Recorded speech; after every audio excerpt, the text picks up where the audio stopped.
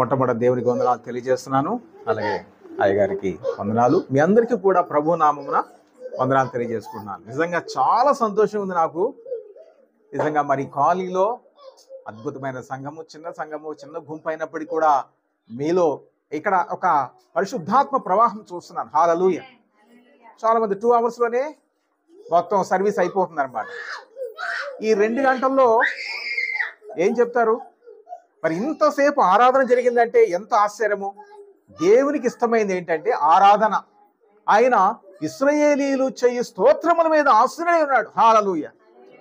మనం ప్రార్థన చేసినప్పుడు మనం ఆత్మలో దేవుని దగ్గరికి వెళ్తాం. మనం ఆరాధన చేసినప్పుడు ప్రభువే మన దగ్గరికి వస్తాడు. హల్లెలూయా. నిజంగా అయ్యగారు చాలా చక్కగా ఒక పాట పాడుతున్నారు, వాక్యం ఎక్స్ప్లెయిన్ చేస్తున్నారు, పాట పాడుతున్నారు, వాక్యం ఎక్స్ప్లెయిన్ చేస్తున్నారు. నేను చాలా ఆశ్చర్యపోయాను, చాలా సంతోషించాను. ఎందుకంటే వాక్యం ఎంత చెబితే అంత శక్తి మనం పొందుకుంటాం, అంత అభిషేకం పొందుకుంటాం, అంత బలం పొందుకుంటాం, అంత విశ్వాసం పొందుకుంటాం. హల్లెలూయా. చాలా బాగా నచ్చింది మీరు, మీ సేవకులు, మన సేవకులు. హల్లెలూయా. చాలా సంతోషం. దేవుడు నాకు ఈరోజు ఇక్కడ నేను వాక్య పరిచయం చేస్తానని నేను ఊహించలేదు. నిన్న మరి దేవుని చిత్తంలో, దేవుని ప్రణాళికలో దావిజనులు, ఏలియారాజు గారు, అయ్యగారు, నేను అక్కడ హోటల్ దగ్గర కలవటం చాలా ఆశ్చర్యం. ఎందుకంటే నేను నిన్న పొద్దున్న 2 గంటలకి నేను చాలా ఒక విషయం బాగా ప్రార్థన చేశాను. 2 గంటల కన్నీటితో ప్రార్థన చేశాను. ఆ ప్రార్థన జవాబుగా దావిజనులు నిన్న నాకు కలవటం జరిగింది. చాలా విషయాలు మాట్లాడుకున్నాం. ఏదైనప్పుడు కూడా ప్రభు ప్రణాళికలో మీ ముందుకు ఇప్పుడు నిలబడి వాక్యం చెప్పే అవకాశం దేవుడు నాకు ఇచ్చారు. దేవునికి మహిమ కలుగును గాక. మరి ఈరోజు చాలా అద్భుతమైన వాక్యము. మొట్టమొదటి వాక్యం విన్నాము. రెండో వాక్యం కూడా చాలా అద్భుతమైన వాక్యం మీకోసం దేవుడు సిద్ధపరుస్తున్నాడు. అది మనము బైబిల్ గ్రంథం నుంచి మనం చూద్దామండి. 2 రాజుల గ్రంథము 6వ అధ్యాయము. బైబిల్స్ ఉన్నవారు తీయండి. 2 రాజుల గ్రంథము 6వ అధ్యాయము 24 నుంచి 7వ అధ్యాయం ఆఖరి వాళ్ళకు మనం చదవాలి. కానీ టైం చాలా అయిపోతుంది కనుక 24 నుంచి కొన్ని వాక్యాలు మీరు చదవండి. నేను తర్వాత దీన్ని ఎక్స్ప్లెయిన్ చేస్తాను. ప్రియమైన దేవుని బిడ్డలారా, ఈరోజు మీలో ఎవరైనా భయంకరమైన కఠిన పరిస్థితులు గుండా వెళ్ళినట్లయితే ఈరోజు వాక్యం మీకు చాలా బాగుంటుంది. వాటి నుంచి మీకు విడుదల కలుగుతుంది. హల్లెలూయా. నిరుద్యోగ సమస్య కానీ, అనారోగ్య సమస్య కానీ, ఆర్థిక ఇబ్బందులే కానీ, కుటుంబ సమస్యలే కానీ మీ యొక్క పరిధిలో అది సాల్వ్ చేయడానికి అనగా పరిష్కరించబడటానికి సాధ్యము కాకుండా మీరు బాధపడుతున్నట్లయితే ఈరోజు వాక్యం ద్వారా మీరు ఆశ్రయించబడతారు. అన్ని సమస్యల నుంచి మీరు విడుదల పొందుతారు. దేవుడు మహిమ కలుగును గాక. ప్రియమైన దేవుని బిడ్డలారా, కొంత హిస్టరీ మనం తెలుసుకుందాము. మీరు అంటే మరి పూర్తిగా నేను చెప్పను, బాగా లోతుల్లో వెళ్ళను. హిస్టరీ అంత మీకు అవసరం లేదు కూడా. అయితే ఇశ్రాయేలీయులు 12 గోత్రాలు. అయితే మరి సొలొమోను తన కుమారుడు సొలొమోను ముఖ్యంగా చేసిన పాపమును బట్టి ఈ రాజ్యము డివైడ్ అయిపోయింది. యునైటెడ్ కింగ్డమ్ అంటే సంయుక్త రాజ్యము ఎలా ఉందంటే మొట్టమొదటి సౌలుతో ప్రారంభించబడింది. 40 సంవత్సరాలు సౌలు పరిపాలించాడు. ఆ తర్వాత 40 సంవత్సరాలు దావీదు పరిపాలించాడు. ఆ తర్వాత 40 సంవత్సరాలు సొలొమోను పరిపాలించాడు. 120 సంవత్సరాలు ఇశ్రాయేలీయులు ఆ దేశాన్ని పరిపాలించారు. అయితే సొలొమోను చేసిన భయంకరమైన పాపము, ఎందుకంటే అతను చాలా మంది భార్యలు చేసుకొని మరి వారి భార్యలంతా విగ్రహారాధికులు చాలా మంది, అతను కూడా విగ్రహారాధన చేశాడు. దాని శిక్షగా ఏమైపోయిందంటే రాజ్యం డివైడ్ అయిపోయింది. అప్పుడు దీన్ని ఏమన్నారంటే ఈ ఫస్ట్ యునైటెడ్ కింగ్ అంటే సంయుక్త రాజ్యము డివైడెడ్ కింగ్డమ్ అయిపోయింది. అంటే విభజించబడిన రాజ్యం అయిపోయింది, 2 ముక్కలు అయిపోయింది. ప్రియమైన దేవుని బిడ్డలారా, వినాలి మీరంతా. ఒకటేమో 2 గోత్రాలతో కూడిన మరి దావీదు వంశస్థులు పరిపాలించిన యూదా రాజ్యము అన్నారు. 10 గోత్రాలతో కూడిన ఇంకొక ముక్క, దాన్ని ఏమన్నారంటే ఇశ్రాయేలీయుల రాజ్యము అన్నారు. ఇప్పుడు ఇశ్రాయేలీయులు అందరూ కూడా భయంకరమైన విగ్రహారాధన చేశారు. ఇశ్రాయేలీయులు 19 మంది రాజులు పరిపాలించారు. వీరందరూ కూడా భయంకరమైన విగ్రహారాధికులే. మొట్టమొదట మరి యెరోబాము దగ్గర నుంచి స్టార్ట్ చేయబడింది. వీరంతా విగ్రహారాధన చేశారు. దేవుడు ఏం చెప్పాడు?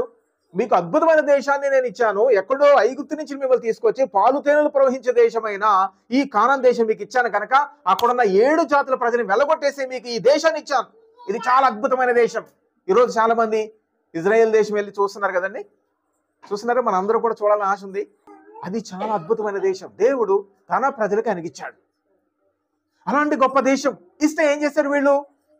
ఆ దేశస్తులు విడిచిపెట్టబడిన వాళ్ళు ఆ దేశస్తులు ఏ ఏ యొక్క వంశస్థులు 7 జాతుల ప్రజలు విగ్రహాలు చేశారో అదే విగ్రహారాధన ఇశ్రాయేల్ ప్రజలు చేశారు. కనుక దేవుడు ఏం చేశాడంటే శిక్ష వేశాడు. ఎవరికి? ఇశ్రాయేలీలకి. ఎవరు చెప్పండి? ఇశ్రాయేల్ ఎవరు? దేవుని బిడ్డలే. మళ్ళా వాళ్ళు భయంకరమైన విగ్రహారాధన పాపం చేశారు కనుక దేవుడు వారిని శిక్షించాడు. ఇక్కడ చూసినట్లయితే ఒక శిక్ష అక్కడ పడింది. ఇది షోమ్రోను పట్టణము. షోమ్రోను ఈ పట్టణం చుట్టూ పెద్ద కోట ఉన్నది. ఈ కోట ఎంత ఎత్తులో ఉంటుందంటే ఇప్పుడున్న బిల్డింగ్స్ మీరు చూస్తూ ఉంటారు కదా, హైదరాబాద్ లో 5 అంతస్తుల బిల్డింగ్ ఎంత ఉందో ఆ పట్టణం చుట్టూ అంత పెద్ద కోట ఉండేదన్నమాట. దాని మీద 2-3 బస్సులు కూడా ప్రయాణం చేయగలవు. అంత వెడల్పైంది, అంత ఎత్తైనది అనమాట. శత్రువులు వచ్చి దాన్ని ముట్టడి వేస్తూ ఉంటారన్నమాట. వాళ్ళ ప్రొటెక్షన్ కోసం అంత గొప్పగా ఆ ప్రాకారాలు కట్టుకునేవారు. ఇప్పుడు షోమ్రోను అని ఈ పట్టణంలో ఇజ్రాయేల్ ప్రజలు ఉన్నారు. ఓకే, అందులో రాజు ఉన్నాడు. మీరు చాలా జాగ్రత్తగా వినండి. ఇప్పుడు ఏం చేస్తున్నారు? సిరియన్లు అనే ఒక శత్రువులు 400 కిలోమీటర్ దూరం నుంచి వచ్చి దీన్ని ముట్టడి వేశారు. దేవుడే ఆ శత్రువుకి పర్మిషన్ ఇచ్చాడన్నమాట. ఎందుకని? ఇశ్రాయేల్ ప్రజలు చేసిన విగ్రహారాధన బట్టి ఆ దేశస్తుని దేవుడు శిక్షించాలని దేవుడు అనుకున్నాడు. శిక్ష వేసేశాడు. శిక్ష ఇక్కడ ఉంది. ఏం జరుగుతుంది ఇక్కడ చెప్పండి మీరు? ఆహారం అంతా కూడా అయిపోయింది. పట్టణంలో ఆహారం అయిపోయింది. ఉందా? గోధుమలు ఉన్నాయా? ఎవలు ఉన్నాయా? బార్లీ ఉన్నాయా? నీళ్లు ఉన్నాయా? ఏమీ లేదు. ఇప్పుడు ఆహారం అంతా అయిపోయింది. దాదాపు సంవత్సరం బట్టి ముట్టడి వేసి అలాగే ఉన్నారు. ఎందుకని? ఆ పట్టణస్తులు బయటకు వస్తే ఈ శత్రువు లోపలికి వెళ్ళి ఆ పట్టణాన్ని వశపరుచుకొని అందులో రాజుని సమస్తాన్ని చంపాలని శత్రువులు లోపల ఆ బయట వాళ్ళు ముట్టడి వేసి ఉన్నారన్నమాట. వారెవరు? సిరియన్లు. చెప్పండి మీరంతా. లోపల ఇజ్రాయేలు ఉన్నారు. చూసారా? అయితే రాజు నా దేశం ఎలా ఉంది, నా ప్రజలు ఎలా ఉందని కొంచెం అంత పరిశీలిస్తూ ఉండగా 2 స్త్రీలు రాజు దగ్గరికి వచ్చి ఈ కంప్లైంట్ ఇస్తున్నారు. అయ్యా, మా పిల్లల్ని వంట చేసుకొని తింటున్నాం అనేటప్పటికీ అతను బట్టలు చించుకొని అతను ఏడ్చాడు. చాలా బాధపడ్డాడు. అతను అన్నాడు, నా దగ్గర అయితే ఆహారం లేదు, నా దగ్గర అయితే ఆహారం లేదు. ఏమంటాడు చూద్దాం ఒకసారి. కళ్ళములో నుండి ఆయనను ద్రాక్ష గానుగులో నుండి దేన్నైనా ఇచ్చి సహాయం చేయ వల్లబడదని చెప్పి నీ విచారమునకు కారణం ఏంటి? చూసారా? రాజే అన్నాడు. ఏమన్నాడు రాజు? నీకు ఆహారం ఏమిటక నా దగ్గర లేదు, నా దగ్గర ఆహారం లేదు, నాకే ఆహారం లేదు అంటున్నాడు. ప్రియమైన దేవుని బిడ్డలారా, నీ సమస్య చాలా భయంకరం ఉందేమో. చూడండి, నీకు డబ్బు లేని పరిస్థితుల్లో నలిగిపోతున్నవేమో, ఆహారం లేకుండా నలిగిపోతున్నవేమో, నిరుద్యోగ సమస్య కూడా వెళ్తున్నవేమో, నేను చనిపోతే చాలా బాగుండు అని నువ్వు అనుకుంటున్నావేమో. ప్రియమైన దేవుని బిడ్డలారా, మానవ పరిధిలో నీకు ఏ సహాయం లేనప్పుడు దైవ పరిధిలో నీకు సహాయం ఉంది. హల్లెలూయా! దేవుడు చేయగలడు. మరి ఈ షోమ్రోను చుట్టూ శత్రువులు ఉన్నారు. లోపల ఆహారం లేదు. బయట చూస్తే శత్రువులు, లోపల చూస్తే ఆహారం లేదు. మరి దేవుడు ఏ విధంగా సహాయం చేయగలడు? మరి నీ జీవితంలో కూడా భయంకరమైన పరిస్థితులు ఉన్నాయేమో. నీ కుటుంబంలో భయంకరమైన పరిస్థితులు, బయట భయంకరమైన పరిస్థితులు. ఇక నేను అయిపోతా, నేను చనిపోతాను, ఇక నేను చనిపోతే మంచిది, నాకు ఏ సహాయం లేదు నువ్వు అనుకుంటున్నావేమో. కానీ దేవుడి సహాయం చేయగలడు. దేవుని మహిమ కలుగును గాక. ఈ రాజుకైతే విశ్వాసం లేదు. ఈ రాజు కూడా ఏంటంటే విగ్రహారాధకుడే. అయితే చివరికి ఈ యొక్క రాజ్యములో ఈ షోమ్రోను పట్టణంలో ఒక గొప్ప వ్యక్తి ఉన్నాడు. ఆయన ఎవరో తెలుసా? ఎలీషా. చెప్పండి. లోపల ఒక దైవజనుడు ఉన్నాడు, ఎలీషా. ఇక్కడ ఎలీషా దేనికి సాదృశ్యంగా ఉన్నాడంటే ప్రభువైన యేసుక్రీస్తు వారికే సాదృశ్యంగా ఉన్నాడు. ఇక్కడ ఎలీషా ఉన్నాడు. 7వ అధ్యాయంలో చూసినట్లయితే బ్రదర్ చదవండి, 7వ అధ్యాయం 1వ వచనం. ఇక్కడ గమనించండి, ఇక్కడ భయంకరమైన కఠిన పరిస్థితులు ఉన్నాయి. ఆ దేశస్తులందరికీ తెలుసు, రాజుకు తెలుసు, అక్కడున్న లోపలున్న దైవజనుడు ఎలీషా కూడా తెలుసు. అయితే దేవుడు కృపా కనికరం గల దేవుడు. హల్లెలూయా! ఒక మనిషి పాపం చేసినప్పటికీ దేవుడు ఆ పాపను క్షమించి ఆ వ్యక్తికి సహాయం అందించగలడు. ఇశ్రాయేలు ప్రజలు విగ్రహారం చేశారు, దేవుడే వారికి శిక్ష వేశాడు. అదే సమయంలో దేవుడు వారికి కనికరం చూపించి వారికి కావాల్సిన ఆహారము, క్షేమము ఇవ్వగలడు. అయితే దేవుడు ఏం చేశాడంటే ఎలీషా ప్రవక్త ద్వారా ఒక మాట విడుదల చేశాడు. ఏమని విడుదల చేశాడు? ప్రియమైన దేవుని బిడ్డలారా, మీరు అందరూ వినాలి.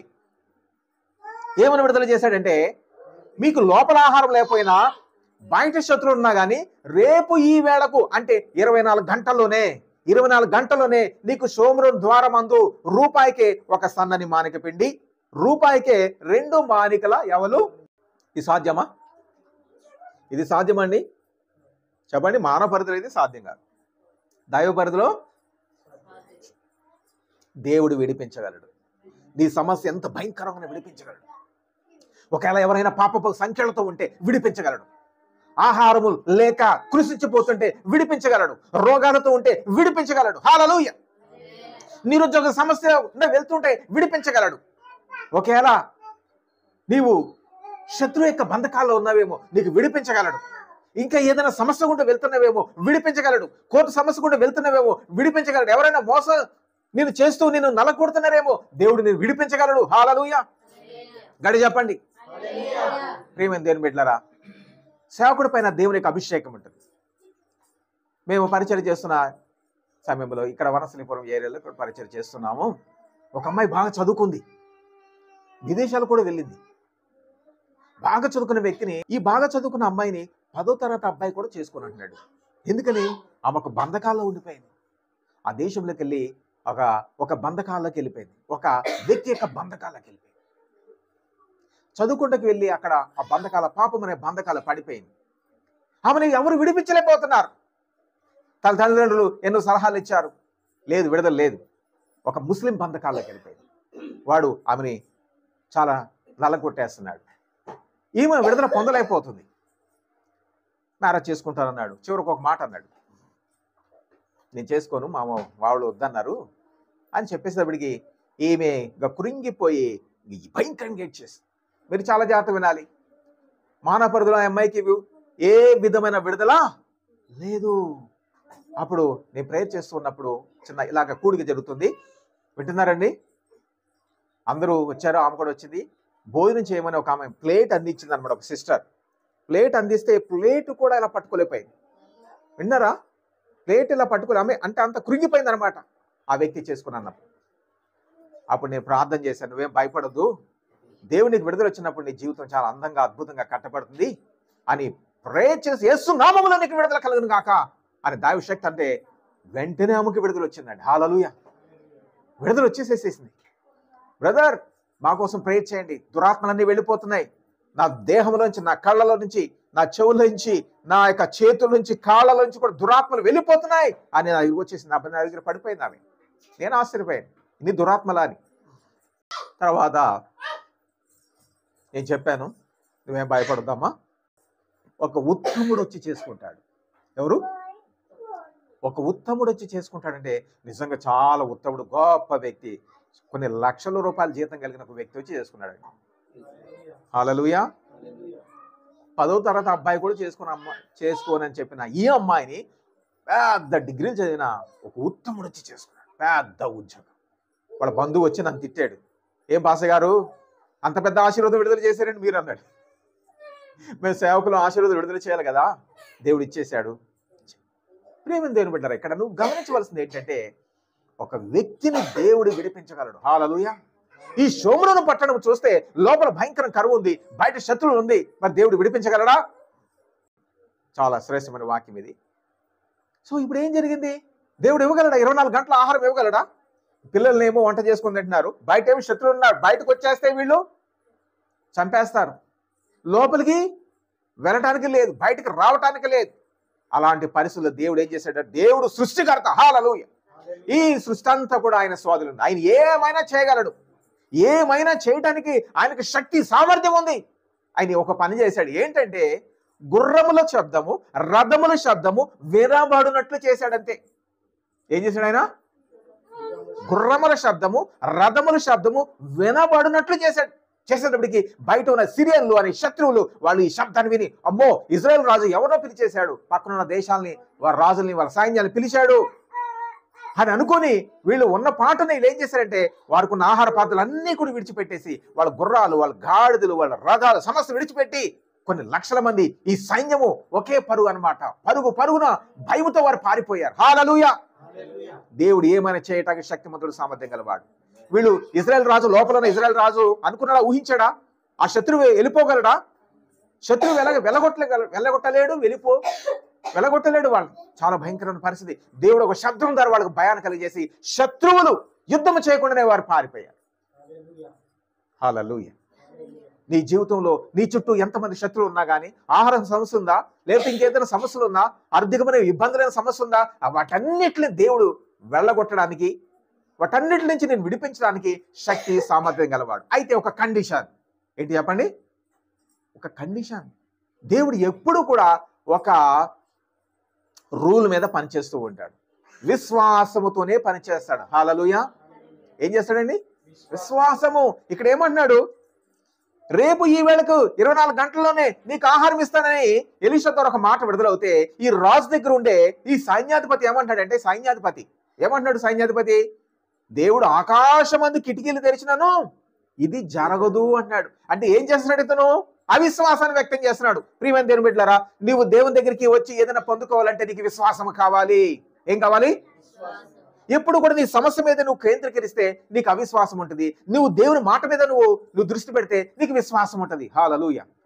ఎప్పుడు నువ్వు సమస్య గురించి ఆలోచిస్తూ ఉంటే సమస్యలో ఇరుక్కుపోతే సమస్య నుంచి బయటికి రాలేవు. నువ్వు దేవుని గురించి, దేవునికి వాక్యం మీద నువ్వు ఆశపడుతూ దేవుని వాక్యాన్ని నువ్వు కేంద్రీకరిస్తూ ఉంటే వాక్యం నేను విడుదల చేసేస్తుంది, వాక్యం నీకు ఆశీర్వాదం ఇచ్చేస్తుంది. హల్లెలూయా. ఇక్కడ ఎలీషా ఒక మాట అంటున్నాడు, 24 గంటల్లో నీకు ఆహారం వస్తుంది అంటే అందులో అక్కడ ఉన్న కొంతమంది నమ్మారు, చాలా మంది నమ్మలేదు. అందులో ఒక గొప్ప వ్యక్తి, పెద్ద వ్యక్తి నమ్మలేదు. అతను ఎవరంటే సైన్యాధ్యక్షుడు, రాజు దగ్గరే ఉంటాడనమాట. రాజు తర్వాత ఉన్న ఒక బలమైన వ్యక్తి, ఒక అధికారం గల వ్యక్తి సైన్యాధ్యక్షుడు.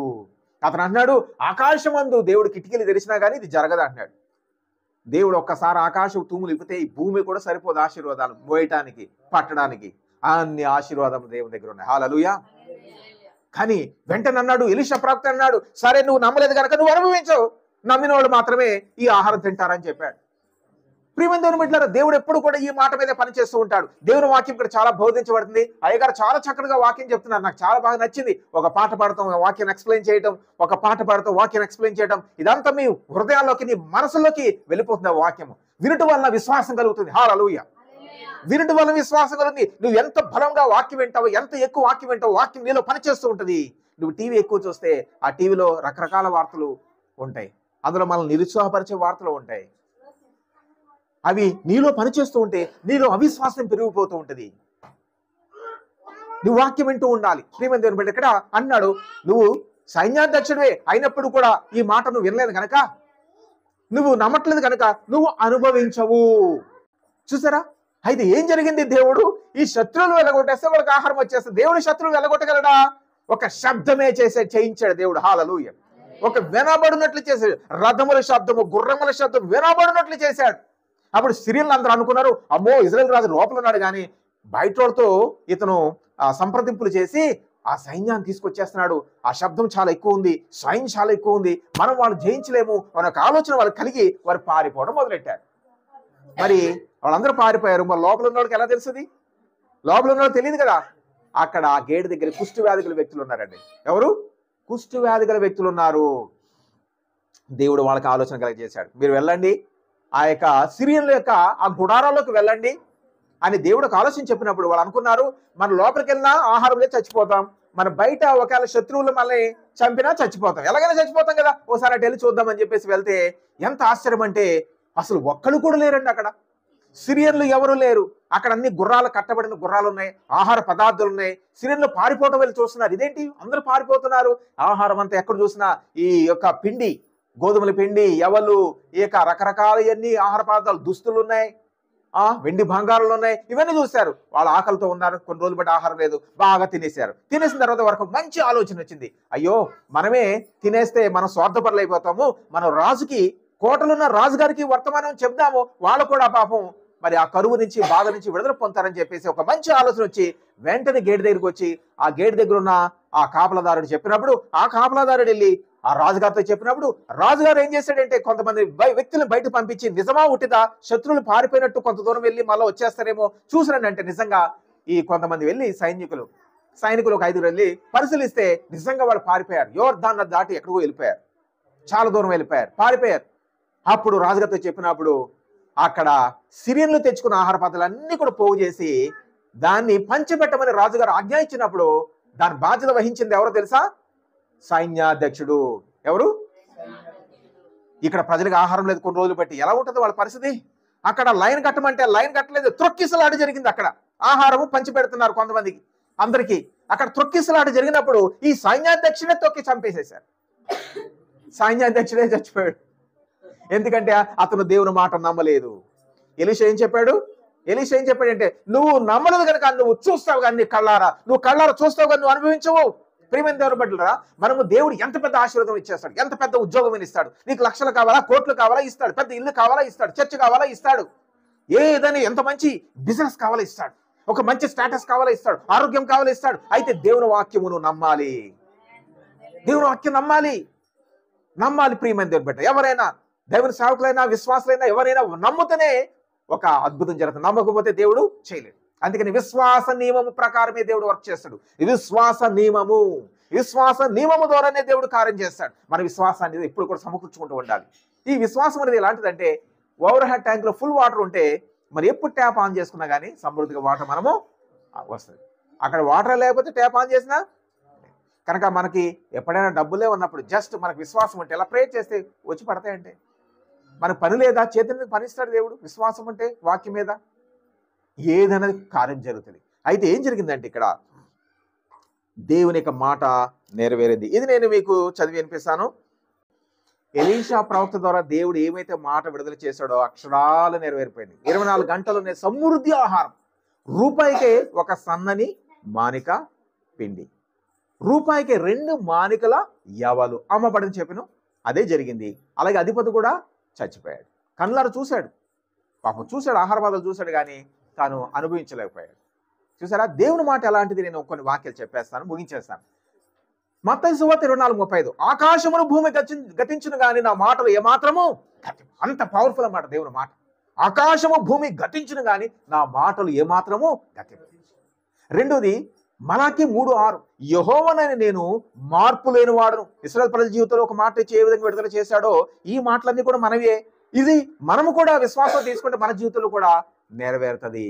ఆయన మార్పు లేని వాడు. అప్పుడు చేసిన అద్భుతాలే ఇప్పుడు కూడా మన జీవితంలో చేశాడు. అలాగే సంఖ్యాకాండం 23:19, దేవుడు అబద్ధమాడుటకు ఆయన మానవుడు కాడు. ఒక మాట నీకు ఇచ్చాడంటే అది అక్షరాల నెరవేర్చుకుంటాడు. నమ్ముట నీ వల్ల అయితే నమ్మోను సమస్తము సాధ్యం. అలాగే మొదటి రాజుల గ్రంథము 8:56, తన దాసులైన మోషే ద్వారా చేసిన సెలవిచ్చిన మాటల్లో ఒక మాట అయినను తప్పిపోయింది కాదు. అలాగే లూకా 1:37, దేవుడు చెప్పిన ఏ మాట అయినను నిరర్ధకము కానేరు. ఇప్పుడు 5 వచనాలు చెప్పాను నేను. అంటే వాక్యం ఎంత పవర్ఫుల్. ఒక మనిషి ఒక మాట ఇస్తే నేను మీకు అప్పిస్తాను 10,000 రూపాయలు, నువ్వు కష్టాలు ఉన్నావని ఎవరైనా అంటే ఇవ్వలేకపోవచ్చు. కొంతమంది పొలిటీషియన్స్ చాలా వాగ్దానాలు చేస్తారు ప్రజలకి, వాళ్ళు ఇవ్వలేకపోవచ్చు. అలాగే ప్రభుత్వాలు కూడా వాగ్దానాలు చేస్తాయి, అన్ని నెరవేర్చలేవు. కానీ దేవుడు ఒక మాట ఇస్తే అక్షరాల నెరవేర్చుకుంటాడు. హల్లెలూయా. దేవుడు ఎంత గొప్పవాడు. ప్రియమైన దేవుని బిడ్డలారా, మీ కష్టం ఏదైనా ఇప్పుడు కూడా ఈ కష్టానికి సంబంధించిన ఒక వాగ్దానం తీసుకోండి. దావీదుని అడగండి, దావీదుడా ఈ కష్టం ఉంది, మరి ఈ కష్టం నుంచి విడుదల పొందడానికి మరి ఏ వాగ్దానము బైబిల్ గ్రంథంలో నేను తీసుకోవాలి అని అడగండి. మీకు తెలియదు, ఆ వాగ్దానం మీద నిలబడండి. మీరు ప్రార్థన చేస్తూ ఉండండి, ఆ వాగ్దానం మీకు విడుదల ఇచ్చేస్తుంది. హల్లెలూయా. మీరు ఒక వాగ్దానం తీసుకోండి, దాన్ని విశ్వసించండి. ఆ వాగ్దానం నీకు ఉద్యోగం ఇస్తుంది, ఆ వాగ్దానం నీకు జ్ఞానం ఇస్తుంది, ఆ వాగ్దానికి విడుదల ఇస్తుంది, ఆరోగ్యం ఇస్తుంది, సమృద్ధి ఇస్తుంది, ఆయుష్ ఇస్తుంది. వాగ్దానము వాగ్దానం అంటే దేవుని యొక్క వాక్యమే. ఆమేన్. కనుక మీరు ప్రతిరోజు కూడా చక్కగా క్రమంగా దేవుని యొక్క మందిరంలోకి రండి, వాక్యం బాగా వినండి. వినటం వల్ల విశ్వాసం కలుగుతుంది. ఒక ఆమె పాపం ఉద్యోగం పర్మనెంట్ కావట్లేదు, ఎంతో బాధపడి వాక్యం విని విని విని వినటం వల్ల విశ్వాసం కలిగింది. అయితే ఒకరోజు నా ఉద్యోగం పర్మనెంట్ అయిపోయిందని చెప్పేసి ఆ యొక్క అపాయింట్మెంట్ ఆర్డర్ తీసుకొచ్చి నాకు చూపించినప్పుడు కాపరిగా నేను ఎంతో సంతోషించాను. ఆమెకి ఎంతో సంతోషం, నాకు అంత సంతోషం. అసలు అవ్వదంది, కానీ అయ్యింది, పర్మనెంట్ అయింది. కనుక ఇలాంటి పెద్ద అద్భుతాలు జరుగుతాయి. ఒకరోజు ఏం చేశాడు, ఒక ఆయన మాతో ప్రేయర్ చేయించుకున్నాడు, వాక్యం కూడా చెప్పాను. చెప్పిన తర్వాత అన్నాను, అతను గల్ఫ్ కంట్రీ వెళ్ళాలి, నువ్వు వెళ్తావు గల్ఫ్ కంట్రీ అన్నాను. అంతే. కొన్ని సంవత్సరాలు బట్టి చాలా మందితో ప్రార్థన చేసుకుంటున్నాడు, అతను కూడా ప్రార్థన చేసుకుంటున్నాడు. ఒక్క నెలలోనే నా దగ్గరకు వచ్చి పేపర్ చూపించాడు, నేను గల్ఫ్ కంట్రీ వెళ్ళటానికి ద్వారం తెరవబడింది బ్రదర్, నేను వెళ్ళిపోతున్నాను, ఫ్లైట్ టికెట్ చూడండి అన్నాడు. హల్లెలూయా.